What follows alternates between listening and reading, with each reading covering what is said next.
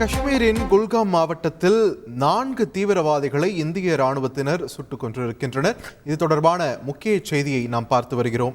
தொடர்ந்து கூடுதல் விவரங்களை வழங்குவதற்காக இணைகிறார் எமது செய்தியாளர் ராஜா.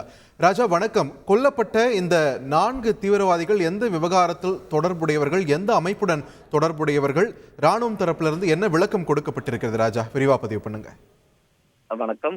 தெற்கு காஷ்மீரில் குல்காம் மாவட்டத்தில் உளவுத்துறையின் தகவலின் அடிப்படையில் இந்திய ராணுவத்தினர் நேற்று ஒரு அதிரடி நடவடிக்கை தொடங்கினர். நேற்று பிற்பகல் முதல் அங்கே தீவிரவாதிகள் பதுங்கியிருப்பதாக தகவல் கிடைத்த நிலையில் அங்கே தேடுதல் வேட்டையை நடத்தி இருக்கிறார்கள்.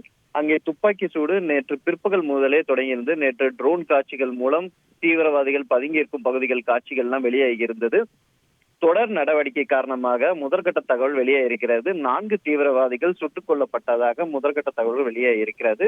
மேலும் இந்த அதிரடி நடவடிக்கையில் 2 ராணுவ வீரர்களும் உயிரிழந்துள்ளதாகவும் கூறப்பட்டிருக்கிறது.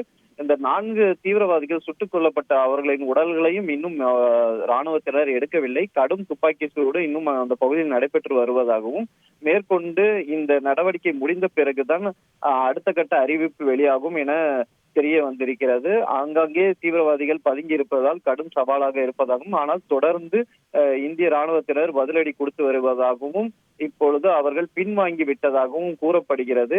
இருந்தாலும் தொடர்ந்து வேற ஏதாவது தீவிரவாதிகள் பதுங்கி இருக்கிறார்களா என்று கண்காணித்து வருகிறார்கள். அதற்கு பிறகு அடுத்த கட்ட அறிவிப்பு வெளியே வரும் என ராணுவ தரப்பில் தகவல்கள் வெளியாகி உள்ளன.